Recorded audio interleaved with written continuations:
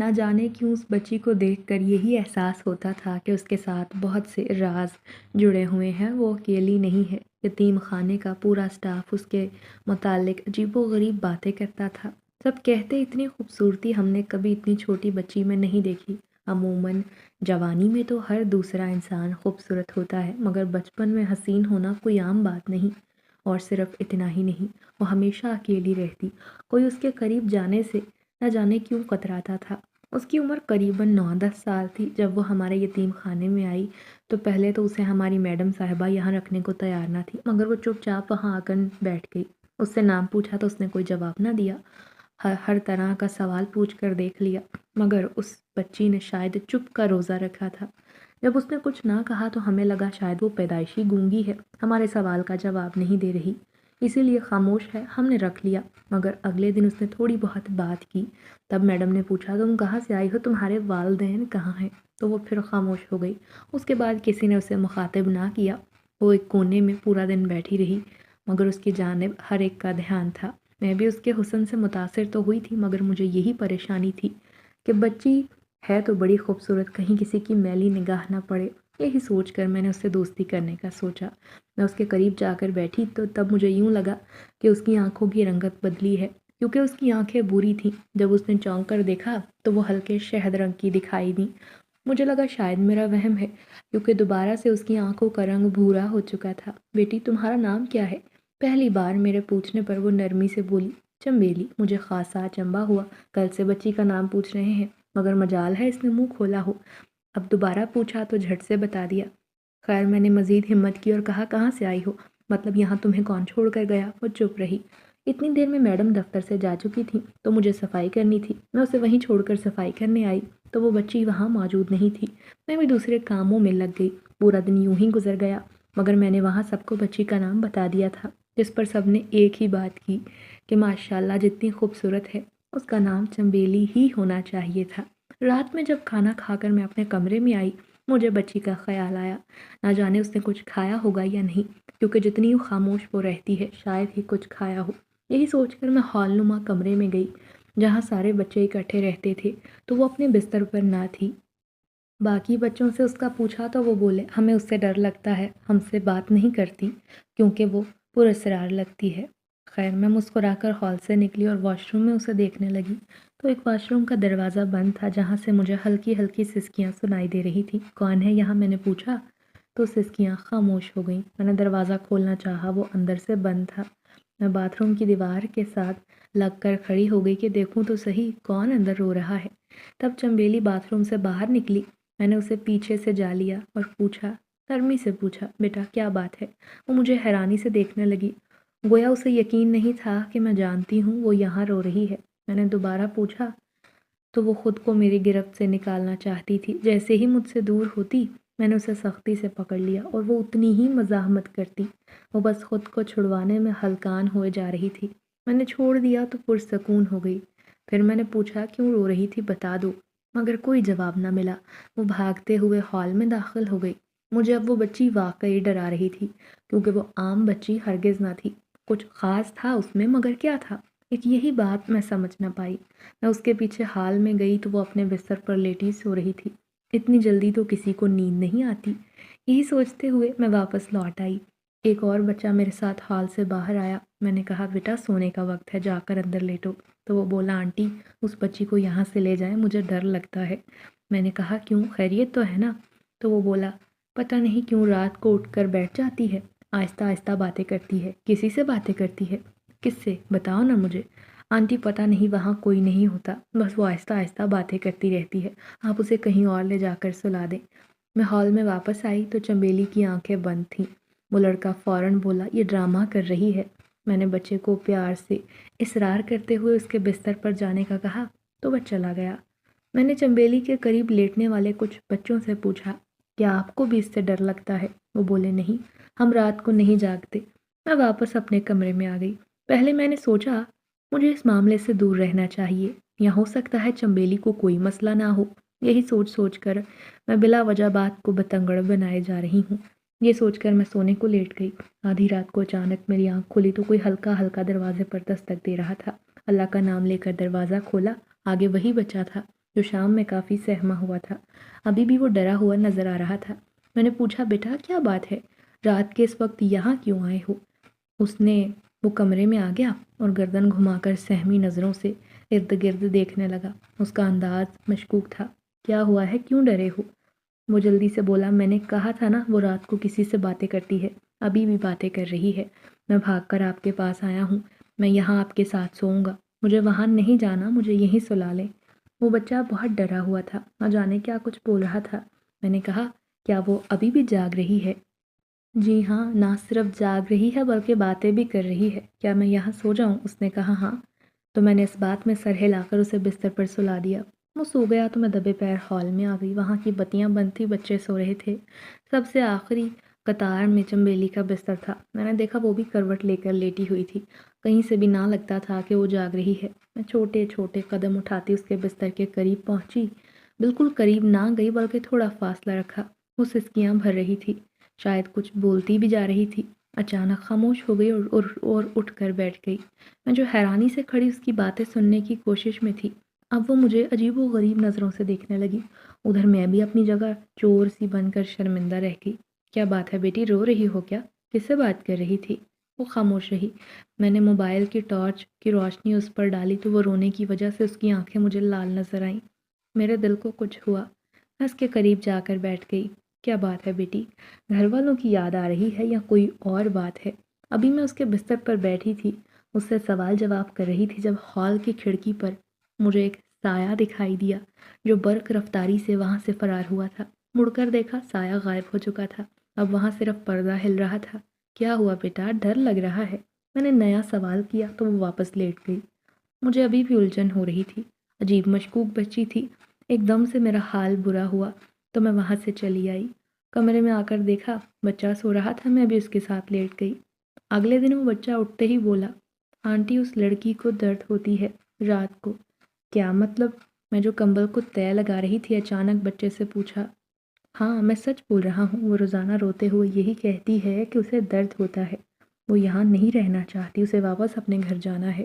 اور کیا کیا باتیں کرتی ہے بتاؤ مجھے۔ اور وہ آنٹی، اور وہ کہتی ہے اس کی چوٹ ٹھیک کیوں نہیں ہو رہی، کب اس کی چوٹ ٹھیک ہوگی، اسے گھر واپس جانا ہے، بس یہی باتیں کرتے سنا ہے میں نے۔ بچے نے معصومیت سے جو سنا تھا مجھے بتا دیا۔ میں نے سوچا کہ اس لڑکی کے متعلق میڈم سے ضرور بات کروں گی، یا تو اس کا کمرہ الگ کر دیں یا یہاں سے نکال دیں۔ اگر دونوں نہیں کر سکتی تو بچی کا مسئلہ حل کریں، کیونکہ بلا وجہ باقی بچے بھی پریشان ہیں۔ ویسے بھی میں نے اسے روتے ہوئے خود سنا تھا۔ باتھ روم میں آخر ہے کون اور وہ کہاں سے آئی ہے؟ میں نے چڑھ کر سوال کیا، کیونکہ یہ ایک بڑا سوال تھا جس کا جواب میرے پاس یا کسی اور کے پاس نہیں تھا۔ دوپہر میں وہ ایک کیاری کے پاس بیٹھی سرگوشی کے انداز میں باتیں کر رہی تھی۔ میں اس کے قریب گئی، اچانک کیاری میں مجھے کچھ چھپنے کی آواز سنائی دی، جیسے کچھ جانور یا کچھ اور بھاگ کر کیاری میں جا چھپا ہو۔ میں نے وہاں دیکھا تو چنبیلی کا سانس ایک دم سے خشک ہوا۔ وہ فوراً بولی، کچھ نہیں ہے وہاں۔ مجھے اس کا یوں کہنا شک میں ڈال گیا۔ میں نے پوچھا، وہاں کوئی ہے؟ یہ کہہ کر چنبیلی کو غور سے دیکھا تو مجھے یقین ہو گیا یہ لڑکی وہ نہیں ہے جو دکھائی دیتی ہے، ضرور کچھ اور ہے، کیونکہ اس کے نین نقش ہم دوسرے انسانوں سے بہت زیادہ مختلف تھے۔ دیکھنے میں تو ایک جیسے تھے مگر ان کی بناوٹ میں فرق تھا۔ کانوں پر بال اگے تھے مگر مجھے اندازہ تھا وہ بھی ضرور تھوڑے لمبے ہوں گے۔ یہاں اکیلی کیوں بیٹھی ہو؟ اب کی بار میں نے نرمی سے پوچھا۔ وہ بھیگے لہجے میں بولی، مجھے چوٹ لگی ہے۔ کہاں چوٹ لگی ہے؟ لاؤ لاؤ بیٹا، مجھے دکھاؤ۔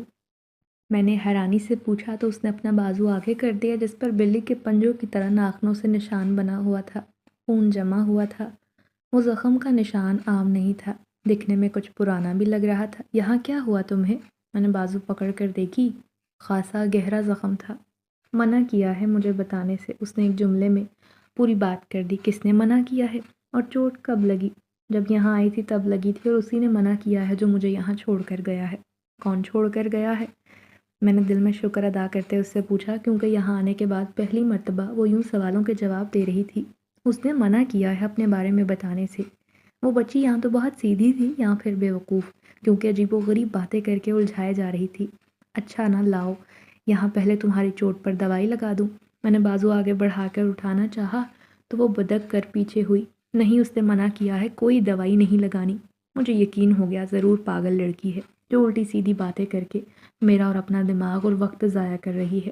میں وہاں سے اٹھ گئی کیونکہ مزید سر کھپانے کی ہمت نہ تھی۔ آنٹی، آپ نے اس آدمی کو دیکھا تھا؟ وہی بچہ شام کو پھر میرے پاس آیا۔ کون سا آدمی؟ میں غسل خانہ دھو رہی تھی، میرا پورا دھیان اسی جانب تھا۔ پورا دن یتیم خانے کے بچے یوں ہی مجھ سے عجیب و غریب سوال پوچھتے تو میں نے بچے کے سوال پر دھیان نہ دیا۔ بیٹا یہاں سے باہر چلے جاؤ، میں صفائی کر رہی ہوں، دیکھ تو رہے ہو تم۔ آنٹی، وہ پھر چمیلی سے ملنے آیا ہوا ہے جو اسے یہاں چھوڑ کر گیا تھا۔ کون؟ میں نے چونک کر دیکھا۔ کس کی بات کر رہے ہو؟ مجھے گویا سننے میں کوئی دھوکا ہوا ہے، کیونکہ جہاں تک ہم جانتے تھے وہ بچی اکیلی ہی یہاں آئی تھی، اسے کوئی چھوڑنے نہیں آیا تھا۔ پھر یہ روحان کیسی بات کر رہا تھا کہ وہی آدمی چمیلی سے ملنے آیا ہے جو اسے یہاں چھوڑ گیا تھا؟ میں نے جھاڑو رکھا، ٹونٹی بند کر کے پوچھا، کس کی بات کر رہے ہو؟ یہاں پھر کسے دیکھ لیا تم نے؟ ارے نہیں آنٹی، وہ اکیلی نہیں آئی تھی، میں نے دیکھا تھا اس لمبے آدمی کو۔ آپ کو پتا ہے چمیلی یہاں نہیں آنا چاہتی تھی، اس آدمی نے وعدہ کیا تھا کہ وہ جلد ہی اسے یہاں سے لے جائے گا، بس اس کے زخم ٹھیک ہو جائیں، اور ایک ضروری کام اسے کرنا ہے، وہ کر لے تو پھر ایک دن بھی اسے یتیم خانے میں نہیں رہنے دے گا، مگر تب تک اس کی مجبوری ہے، وہ اسے اپنے ساتھ کہیں اور نہیں لے جا سکتا۔ تب چمیلی نے وعدہ کیا تھا کہ وہ اس سے روز ملنے آئے گا، تو وہ مان گیا۔ میں نے ایک دو بار دیکھا ہے، مگر وہ روز ملنے آتا ہے۔ آنٹی، مجھ سے کوئی ملنے کیوں نہیں آتا؟ کیا میرا گھر نہیں؟ میرے ابی ابو کہاں ہیں؟ میرا ان سے ملنے کا بہت دل چاہتا ہے۔ آپ میرے کسی جاننے والے کو بلا دینا۔ روحان اپنی باتیں کرنے لگا، مگر میں چمیلی کی باتوں میں اٹکی ہوئی تھی۔ کب، کہاں، کیسے؟ کیونکہ یتیم خانے کی عمارت کے اندر عملے کے سوا کوئی داخل نہیں ہو سکتا تھا۔ اگر کوئی ملاقاتی آتا تو میڈم کے دفتر میں بلوا کر ملاقات کی جاتی۔ تو وہ پھر آدمی جس کا ذکر روحان کر رہا ہے وہ اندر کیسے آیا اور کسی نے دیکھا کیوں نہیں؟ کون ہے آدمی، کہاں ہے؟ میں نے پوچھا۔ آنٹی، اب تک تو وہ چلا گیا ہوگا، زیادہ دیر نہیں رکتا، بس کچھ دیر کے لیے آتا ہے۔ کہاں ملنے آتا ہے؟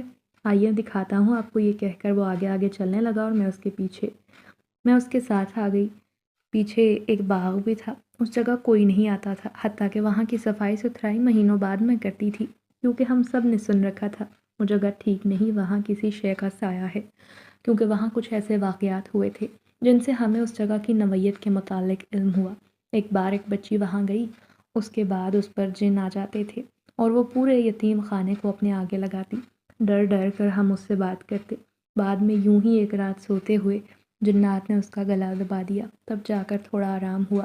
اب جب روحان مجھے وہاں لایا تو قسم کھا کر کہتی ہوں میرا پورا جسم کانپ رہا تھا، کیونکہ وہاں چمیلی دیوار کے ساتھ بیٹھی گہری سوچ میں گم تھی۔ اسے دیکھ کر میرا انگ انگ خوف سے کانپ اٹھا۔ اس وقت وہ یہاں کیا کر رہی ہے؟ میں نے سرگوشی کے انداز میں پوچھا تو روحان جلدی سے بولا، آنٹی بتایا تو تھا وہ آدمی اسے یہی ملنے آتا ہے۔ میں نے روحان کو دیکھا جس کے چہرے پر بہت معصومیت تھی۔ چمیلی یہاں کیا کر رہی ہو؟ وہ سر جھکائے گھٹنوں میں سر دیے بیٹھی تھی۔ مجھے تو اسے مخاطب کرتے ہوئے بھی ڈر لگ رہا تھا، مگر اس چھوٹی بچی کو وہاں بیٹھے رہنے نہیں دے سکتی تھی۔ جو بھی تھا، یہ بچے میری ذمہ داری تھے، جتنی انتظامیہ کی۔ میرے اپنے 2 بچے پیدا ہوتے ہی مر گئے تھے، اس کے بعد کوئی بچہ نہ ہوا۔ شوہر شراب نوشی کا عادی تھا، وہ بھی جلد ہی دنیا چھوڑ گیا۔ تب سے میں یتیم خانے میں آیا کا کام کر رہی تھی۔ پیسوں کی ضرورت نہ تھی، مجھے تحفظ تو چاہیے تھا، اس جگہ سے بہتر تحفظ کہیں نہیں مل سکتا تھا۔ میرے بلانے پر چمیلی نے سر اٹھا کر مجھے دیکھا تو ایک لمحے کے لیے میرا دل دہل گیا۔ اس کی آنکھیں بہت لال انگارہ ہو رہی تھی، اس کی آنکھیں گوشت کی بوٹی کی طرح لگ رہی تھی، اوپر سے مغرب کی اذان ہو رہی تھی۔ ماحول پر عجیب سی ہیبت چھانے لگی۔ بیٹی یہاں اکیلی کیا کر رہی ہو؟ اندر چلو، پتہ ہے نا یہاں کوئی آتا جاتا نہیں۔ میرا دل سوکھے پتے کی طرح کانپنے لگا۔ میں جانتی تھی یہ جگہ بہت بھاری ہے اور ہو سکتا ہے اس جگہ کا تھوڑا بہت اثر چمیلی پر بھی آ گیا ہو۔ اس نے میری بات تو سن لی، مگر اس نے میری بات کا جواب نہ دیا۔ وہ اپنی جگہ ایک ڈھیٹ بن کر بیٹھی رہی۔ وہ اپنی جگہ کھڑی نہ ہوئی۔ میں آگے بڑھی اور اس کی بازو ہاتھ میں تھام کر اٹھانا چاہا، مگر تبھی میری نظر اس کے ہاتھ پر پڑی جہاں چوٹ کا بہت بڑا نشان تھا۔ اس چوٹ میں سے ہلکا ہلکا مادہ بھی نکل رہا تھا، جس میں سے عجیب بدبو آ رہی تھی۔ تمہیں یہاں کیا ہوا ہے بیٹا؟ یہ زخم اتنا عجیب کیوں ہے؟ مجھے پریشانی ہو رہی ہے، بتاؤ نا یہ چوٹ کیسی ہے؟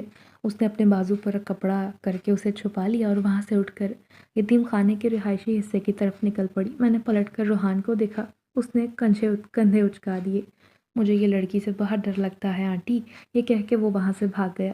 مجھے تو یہ دونوں بچے ہی عجیب لگتے تھے۔ میں نے سوچا مجھے میڈم سے اس متعلق بات کرنی چاہیے اس سے پہلے کہ معاملات کہیں اور ہی نکل جائیں، کیونکہ چمیلی کا بار بار یہاں آنا، رات کو اٹھ کر کسی سے بات کرنا اور مل جل کر نہ رہنا، یہ نشانیاں کسی عام انسان کی نہیں ہو سکتی۔ اس کے ساتھ ضرور کچھ ایسا تھا جو ہمیں نظر نہیں آ رہا، مگر جلد یا بدیر وہ ہمارے لیے مشکلات کھڑی کر سکتا ہے۔ یہ سوچ کر میڈم کے دفتر کی طرف بڑھی، مگر میڈم گھر جا چکی تھی، جس کا مطلب تھا مجھے 24 گھنٹے انتظار کرنا ہوگا، کیونکہ اب کل ہی ان سے بات ہو سکتی تھی۔ وہ پوری رات میں نے جاگ کر گزاری، بار بار ہال کے چکر لگائے، مگر چمیلی سوئی ہوئی تھی۔ تقریباً فجر کے قریب جب میں پوری رات ہال اور اپنے کمرے کے چکر لگا کر تھک گئی، تب جا کر نیند آئی۔ اگلی صبح میڈم کا بہت انتظار کیا۔ انہیں فون کیا تو پتہ چلا وہ 1 ہفتے کی چھٹی پر گئی ہیں۔ تب تک انہوں نے مجھے سختی سے منع کیا کہ انہیں فون کر کے تنگ نہ کیا جائے۔ اب میں پریشان ہو گئی کہ بتاؤں تو کسے بتاؤں۔ یہاں جو اٹینڈنٹ میڈم کے بعد بچوں کا خیال رکھتی، اس سے بھی میری منہ ماری ہو گئی تھی، میں اسے کچھ کہہ نہ سکتی تھی۔ پورا دن میں نے چمیلی پر نظر رکھی، مگر اس نے کوئی ایسی ویسی حرکت نہ کی۔ جب رات ہوئی تو میں نے چمیلی سے کہا، تم آج میرے کمرے میں میرے ساتھ سو گی۔ اٹینڈنٹ کو اس بات پر اعتراض تھا، اس نے منع کر دیا۔ کسی بچے کو خاص پروٹوکول نہیں دینا، میڈم اس بات کے سخت خلاف ہیں۔ تم بچی کو ہال میں سونے دو اور بلا وجہ ٹانگ نہ اڑاؤ۔ مجھے اس کی بات پر غصہ آیا، مگر میں نے تنگ آ کر کہا، دیکھو بہن، تم اپنے کام سے کام رکھو۔ میں اس بچی کو اپنے ساتھ سلانے لگی ہوں، اس کے پیچھے کوئی نہ کوئی وجہ ہوگی، لیکن اگر اس کے بعد بھی تمہیں سکون نہ ملے تو بے شک میڈم کو بتا دینا۔ فی الحال میرے معاملے میں ٹانگ نہ اڑاؤ تو بہتر ہوگا۔ چلو چمیلی، اپنا بستر اٹھاؤ اور میرے ساتھ چلو۔ وہ سہم گئی، مگر اس نے کوئی بات نہ کی۔ چمیلی نے نہ چاہتے ہوئے بستر اٹھایا اور میرے ساتھ ہال سے نکل آئی۔ میں صاف محسوس کر سکتی تھی کہ وہ بد دلی سے میرے ساتھ جا رہی تھی۔ پیر کمرے میں لا کر چمیلی کو میں نے چارپائی تھی وہاں اسے اپنا بستر بچھانے کا کہا۔ وہ سونے کو لیٹی تو میں بھی تسبیحات مکمل کرنے لگی اور پڑھتے پڑھتے سو گئی۔ میرا مقصد صرف یہ تھا کہ اگر بچی کے ساتھ کوئی مسئلہ ہے تو باقی بچوں کو نقصان نہ پہنچے۔ تبھی میں نے اپنی جان پر خطرہ مول لے کر چمیلی کو اپنے ساتھ سلانے کا فیصلہ کیا۔ تقریباً آدھی رات کا وقت تھا جب مجھے ہلکی سرگوشیوں کی آواز سنائی دی۔ میں نے گہری نیند میں آنکھیں کھولیں تو وہ اپنے بستر پر ٹیک لگا کر بیٹھی تھی۔ وہ واقعی خود سے باتیں کر رہی تھی۔ مجھے گھر کی بہت یاد آتی ہے، یہاں سب لوگ انجان ہیں۔ میں کب گھر جاؤں گی؟ یا خدا، مجھے اپنے گھر جانا ہے۔ اسی طرح کے چھوٹے چھوٹے الفاظ بولتے ہوئے وہ بہت معصوم لگ رہی تھی۔ مجھے اس پر بڑا پیار آیا۔ میں نے اسے اپنے پیار سے اپنے پاس بلایا، مگر اس نے انکار کر دیا اور دوبارہ لیٹ گئی۔ اس کا یہ رد عمل مجھے عجیب لگا۔ تب مجھے احساس ہوا کہ بچی خود کلامی کرتی ہے، مگر روحان اس خود کلامی کو نہ جانے کیا سمجھ بیٹھا۔ چلو کوئی نہیں، میری بھی پریشانی کم ہوئی، ورنہ یوں ہی چمیلی کی موجودگی سے میرا خون خشک ہوا جا رہا تھا۔ اس بچی کا صرف مسئلہ اتنا تھا کہ وہ کسی سے گھلتی ملتی نہیں، خود میں مگن رہتی ہے، تبھی وہ اس قدر مشکوک اور خوفزدہ محسوس ہوتی تھی۔ یہی سوچتے ہوئے سو گئی۔ اچانک رات کو کھانسی لگی تو میں پانی پینے کے لیے اٹھی۔ چمیلی اپنے بستر پر موجود نہ تھی۔ کہاں جا سکتی ہے یہ؟ میں نے باتھ روم میں دیکھا تو وہاں بھی نہ تھی۔ میں کمرے سے باہر آئی، دور دور تک خالی لان کے علاوہ مجھے کچھ دکھائی نہ دیا۔ رات کے اس پہر بچی کا یوں بستر سے غائب ہونا واقعی تشویشناک تھا۔ ہال میں دیکھا تو وہ وہاں بھی موجود نہ تھی۔ جب میں ہال سے نکلنے لگی تو روحان کی آواز سنائی دی، آنٹی کیا بات ہے؟ کیا چمیلی غائب ہو گئی ہے؟ میں چونک کر پلٹی۔ وہ بڑے مزے سے مجھے دیکھ کر مسکرا رہا تھا، گویا میری حالت کا لطف لے رہا ہو۔ بیٹا تم اب تک جاگ رہے ہو، سوئے نہیں؟ میں نے اپنی حیرت پر قابو پاتے ہوئے کہا۔ نہیں، نیند نہیں آ رہی۔ اچھا، تو آپ چمیلی کو ڈھونڈ رہی تھی؟ یہ کہتے ہوئے اس کے چہرے پر شرارت واضح دی۔ یا خدا، یہ بچے ہیں یا کیا ہیں؟ روحان، میں نے دل ہی دل میں کہتے ہوئے سوچا، آپ کو کیسے پتا روحان کہ میں چمیلی کو تلاش کر رہی ہوں؟ کیونکہ وہ یوں ہی روز رات کو یہاں سے چلی جاتی ہے۔ اب آپ کے ساتھ کمرے میں سوئی تھی تو یقیناً وہاں سے بھی غائب ہو گئی ہوگی، اسی لیے میں نے پوچھا۔ میری بات کا سب جواب اس نے دیا۔ مجھے چمیلی کو چھوڑ کر اب روحان کی تشویش ہونے لگی۔ آیا کیا وہ واقعی انسان ہے جو اتنی سی عمر میں عقل مند اور پر اعتماد ہے؟ پھر میں وہاں سے اٹھی تو اپنے بستر پر موجود نہیں تھی، تبھی اسے ڈھونڈ رہی ہوں، مگر وہ مجھے کہیں نہیں مل رہی۔ کیا تم جانتے ہو روحان وہ کہاں ہوگی؟ نہ چاہتے ہوئے بھی میں نے اس سے یہ سوال پوچھ لیا۔ جی جانتا ہوں، وہ ادھر پیچھے والی دیوار کے پاس گئی ہوگی، ہمیشہ رات کو وہیں جاتی ہے۔ میرا جسم ایک لمحے کو کانپ اٹھا۔ وہ وہاں کیا کر رہی ہے؟ تمہیں کیسے پتا کہ وہ وہاں ہوگی؟ آنٹی، مجھے سب پتا ہوتا ہے۔ چلے نا مل کر چلتے ہیں۔ میرا جی چاہا کہ اپنا سر دیوار میں دے ماروں۔ یہ کیا نیا قصہ کھل چکا ہے، میری سمجھ سے باہر تھا۔ میں اور روحان دونوں رات کے تیسرے پہر یتیم خانے کی پچھلی دیوار کے پاس گئے تو واقعی چنبیلی وہاں موجود تھی اور دیوار کے ساتھ لگی اپنی بازو کو دیکھ رہی تھی، جس پر شام میں نے چوٹ دیکھی تھی، مگر اب اس چوٹ پر مٹی کا لیپ لگا ہوا تھا۔ یہاں کیا کر رہی ہو تم؟ چلو واپس اپنے کمرے میں۔ وہ خاموشی سے اٹھی اور میرے ساتھ آ گئی۔ روحان بھی ہمارے ساتھ آ گیا۔ یہ ہاتھ پر کیا لگا رکھا ہے تم نے؟ مجھے دکھاؤ، میں نے نرمی سے کہا۔ اس نے ہاتھ پیچھے کر لیا اور کہا، یہ دوائی لگائی ہے زخم پر، اس کے بغیر میرا زخم ٹھیک نہیں ہوگا۔ اگر یہ اتاروں گی تو مجھے تکلیف ہوگی۔ چلو اب سو جاؤ، میں نے ڈرتے ہوئے کہا، مگر بظاہر میں سنجیدہ تھی۔ روحان بھی میری چارپائی پر لیٹ کر وہیں سو گیا، مگر میری نیندیں تو اڑ گئی تھیں۔ لاکھ کوشش کرنے کے باوجود میں نہ سو پائی۔ یہ کیا ہو رہا ہے؟ اگلا پورا دن تو صحیح گزرا، کوئی ایسی ویسی حرکت نہ ہوئی، مگر پھر بھی رات کو میں نے چنبیلی کو سونے سے پہلے سختی سے تاکید کی کہ جو کچھ ہو جائے رات کو کہیں مت جانا، اپنی چارپائی پر رہنا۔ اگر باتھ روم بھی جانا ہوا تو مجھے جگا کر بتا کر جانا۔ وہ سر ہلا کر سونے کو لیٹ گئی۔ میں نے کوشش کی کہ جاگتی رہوں، مگر چونکہ پچھلی رات کی بھی جاگی ہوئی تھی تو نیند مجھ پر حاوی ہونے لگی۔ ابھی میں کچی نیند میں تھی جب کسی احساس کے زیر اثر آنکھیں کھولیں تو مجھے کمرے کی دیوار پر ہیولا دکھائی دیا، جس کا قد کمرے کی چھت تک پہنچ رہا تھا۔ چونکہ کمرے میں چھوٹا بلب روشن تھا، مگر روشنی اتنی زیادہ نہ تھی۔ میں نے ہڑبڑا کر کمرے میں چاروں طرف دیکھا، مگر وہاں کوئی ایسی شے نہ تھی جو اتنا بڑا سایہ بنا رہی ہو۔ میں نے دوبارہ دیوار پر دیکھا تو اب وہاں وہ ہیولا دکھائی دینا بند ہو گیا۔ مجھے یہ سب اپنا وہم لگا۔ میں نے چنبیلی کو دیکھا تو وہ بھی اپنے بستر پر لیٹی ہوئی تھی۔ میں دوبارہ لیٹنے لگی جب اچانک میرے کمرے کا دروازہ کھلا اور دبے پیر کوئی کمرے میں آیا۔ میں لیٹتے لیٹتے دوبارہ اٹھ بیٹھی۔ دیکھا تو وہ کوئی سیاہ چوغا پہنے ہوئے لمبا سا مرد تھا۔ اس سے پہلے میں چیخ مار کر سب کو جگا دیتی، میرے گلے سے آواز نکلنا بند ہو گئی۔ میں نے بولنے کی کوشش کی مگر نہ بول پائی۔ میں نے ہاتھ پیر چلائے مگر میرے ہاتھ پیر سن ہو گئے تھے، جیسے ان میں جان نہ رہی ہو، صرف میری آنکھیں حرکت کر رہی تھیں۔ ان کے ذریعے کمرے میں جو کچھ ہو رہا تھا میں بخوبی دیکھ سکتی تھی۔ وہ سیاہ چوغے والا شخص چنبیلی کے بستر پر بیٹھا تو میں نے پوری طاقت لگا کر اپنے ہاتھ کو ہلانا چاہا کہ کہیں وہ آدمی اسے نقصان نہ پہنچا دے، مگر میں اپنے ارادے میں ناکام رہی۔ چنبیلی اٹھو! سیاہ چوغا پہنے ہوئے شخص کی آواز بے حد خوبصورت تھی۔ چند لمحے تو میں آواز کے سحر میں کھو گئی۔ اس کے ہلانے کے باوجود چنبیلی بستر سے نہ اٹھی، البتہ وہ جاگ گئی تھی۔ اٹھو چنبیلی میری جان، دیکھو مرہم لایا ہوں تمہارے لیے۔ اب کی بار اس نے محبت سے پکارا تو چنبیلی ناراضگی سے بولی، مجھے نہیں جانا، نہ مجھے کوئی مرہم چاہیے، آپ لے جائیے واپس۔ کیا بات ہے، خفا لگتی ہو؟ کوئی خطا ہو گئی ہے ہم سے؟ اس بات پر چنبیلی ایک جست میں اٹھی اور بولی، کب سے بتا رہی ہوں مجھے یہاں نہیں رہنا، مجھے واپس جانا ہے، بس بہت ہو گیا، میرا دم گھٹتا ہے یہاں، مجھے گھر لے کر جائیں۔ وہ کہیں سے بھی بچی نہ لگ رہی تھی یہ جملے ادا کرتے ہوئے۔ چنبیلی، ہم نے کتنی بار سمجھایا ہے، ابھی نہیں لے کر جا سکتے آپ کو، وہاں آپ کو تکلیف ہی حاصل ہوگی۔ جب تک ہم آپ کی تکالیف کا خاتمہ نہیں کر دیتے آپ کو وہاں نہیں لے کر جائیں گے۔ جو ہونا تھا ہو چکا ہے، میں بس یہاں نہیں رہنا چاہتی، خدارا مجھے یہاں نہیں رہنا۔ وہ دونوں ایسے بات کر رہے تھے کہ ان کے ارد گرد کوئی موجود نہ ہو۔ میں خود ان کی باتوں میں اس قدر کھو گئی تھی کہ اپنا سن ہوا وجود تک بھول بیٹھی۔ مجھے شدید اچنبھے کا سامنا تھا کہ یہ شخص کون ہے اور یوں اندر کیسے آ گیا، اور اگر وہ گھر جانا چاہتی تھی تو اسے گھر لے کر کیوں نہیں جا رہا۔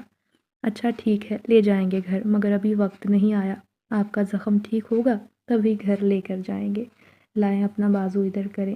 اس نے چنبیلی کی مزید کسی بات کو اہمیت دیے بغیر اس کا بازو پکڑا اور اپنے چوغے سے مٹی کی جیسا لیپ نکال کر اس کے زخم پر لگانا شروع کر دیا۔ جو ہی وہ مرہم لگا رہا تھا ویسے ویسے وہ ہلکا کراہنے لگی، گویا اس وقت وہ تکلیف کی شدید ترین کیفیت میں ہو۔ بس ہو گیا، ہم بہت شرمندہ ہیں کہ ہم آپ کی حفاظت نہیں کر سکے، یہ دکھ ہمیں ساری عمر رہے گا، وہ شخص زخمی لہجے میں بول رہا تھا۔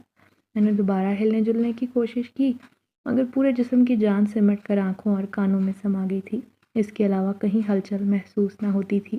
یہاں رہنا مشکل ہے، آپ مجھے کہیں اور چھوڑ دیں، میں یہاں نہیں رہنا چاہتی۔ چنبیلی نے میری جانب اشارہ کر کے اس آدمی کو دیکھا اس آدمی نے مڑ کر مجھے دیکھا تو میں کانپ گئی۔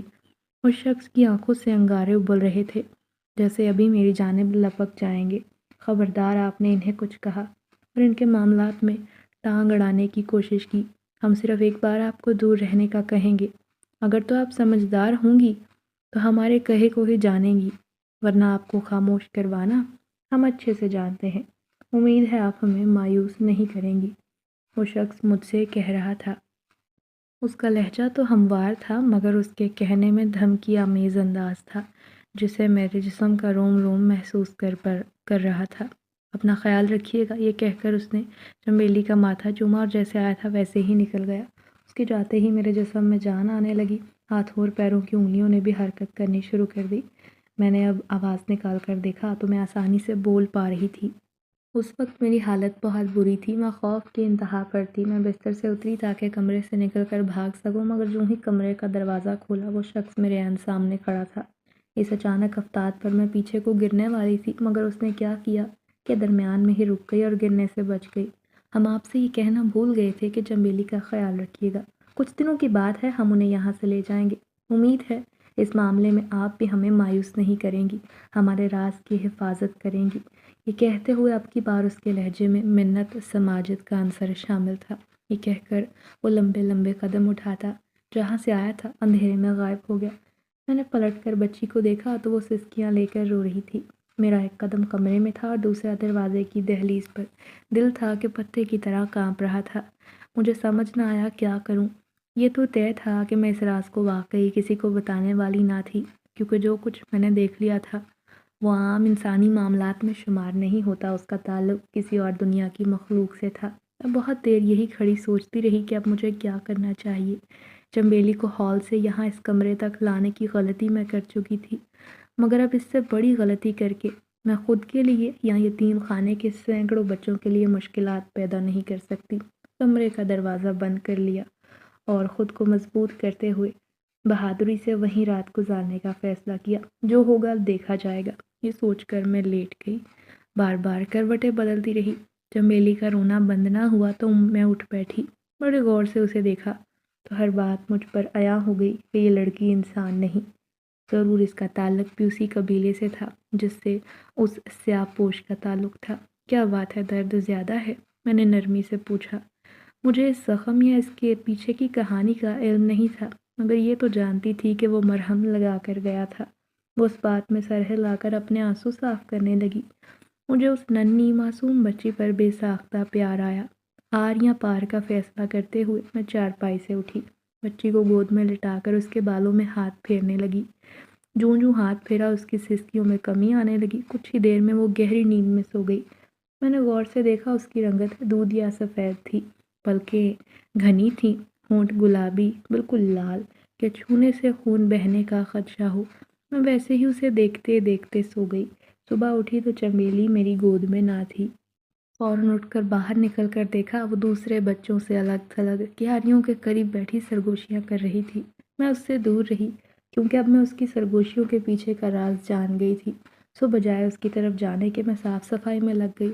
کچھ دیر بعد روحان میرے پاس آیا اور بولا، جانتی ہیں چنبیلی کو کیا ہوا ہے؟ میں نے کہا، تمہیں اس سے اتنی دلچسپی کیوں ہے؟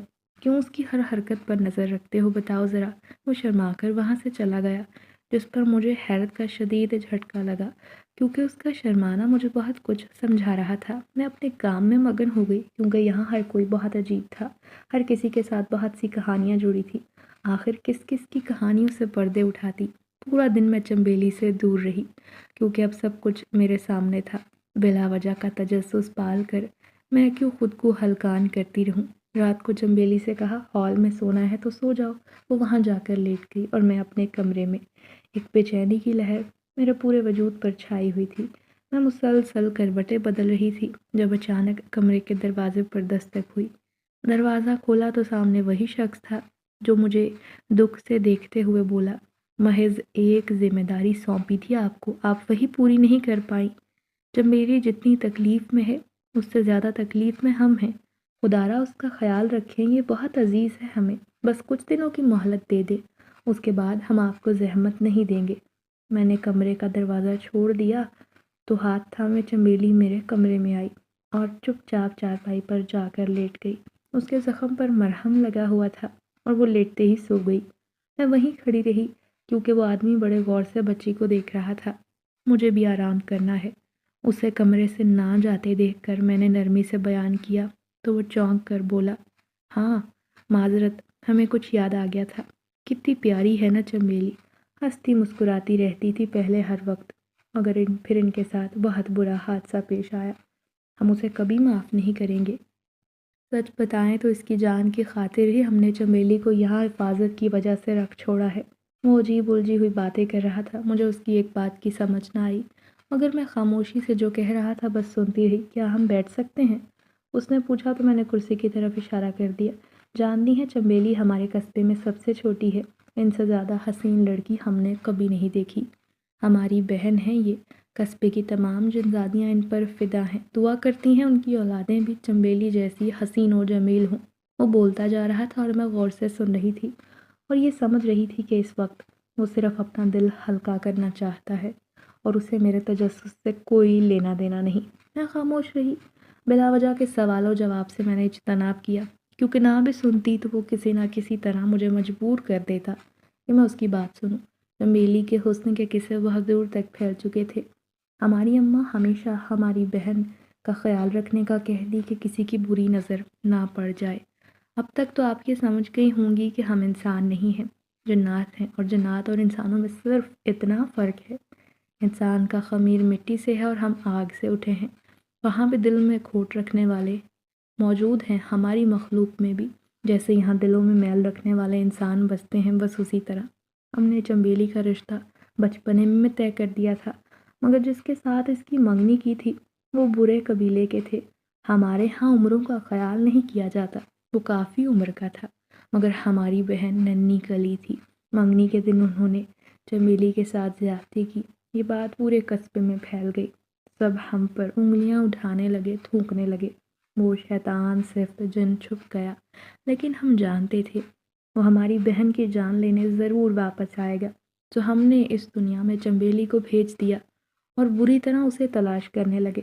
جب سے ہماری بہن کے ساتھ یہ سانحہ ہوا ہے، یہ بوکھلا گئی ہے، رونے لگتی ہے ان تکلیف دہ لمحات کو یاد کر کے، اور سب سے بڑی تکلیف یہ کہ اب کوئی بھی ان سے نکاح کرنے کو تیار نہیں ہوگا۔ بس کچھ دن کی بات ہے، ہم اس خبیث کو ڈھونڈنے میں کامیاب ہو گئے تو اپنی بہن کو یہاں سے لے کر کسی دوسرے ملک روانہ ہو جائیں گے۔ صرف اتنا تعاون چاہیے آپ کا، ان کا خیال رکھتے، اس کے عوض آپ کو بیش بہا دولت دیں گے۔ یہ بات سن کر میرا جی چاہا کہ دھاڑیں مار مار کر روں۔ کیا جنات بھی اتنے ہی شفاق ہوتے ہیں جتنے ہم انسان؟ کیا ان میں بھی شیطان نیت پائے جاتے ہیں؟ اور وہ بھی ننھی بچی، بے شک انسان نہ تھی، مگر تھی تو پھولوں کی طرح نرم و نازک، اور کتنا بڑا ظلم گزرا اس پر جس کا مجھے ادراک ہی نہ ہو سکا۔ وہ جانے لگا تو میں نے کچھ سوچتے ہوئے کہا، آپ کچھ دیر بیٹھے، میں ابھی آتی ہوں۔ یہ کہہ کر میں روحان کو وہاں لائی اور کہا، اور کوئی اس سے شادی کرنا چاہے یا نہ کرنا چاہے، مگر میں یقین سے کہہ سکتی ہوں یہ بچہ آپ کی بہت سی مشکلات کو حل کرنے کے لیے بے چین ہے۔ باقی یہ انسان ہے یا پھر اس کا تعلق بھی آپ کے قبیلے سے ہے، آپ بہتر شناخت کر سکتے ہیں۔ سیاہ چوگے میں ملبوس چمیلی کے بھائی نے روحان کو دیکھا تو مسکراتے ہوئے اس نے میرا شکریہ ادا کیا اور لمبے لمبے ڈگ بھرتا، تیز قدم اٹھاتا میرے کمرے سے نکل کر وہاں سے چلا گیا۔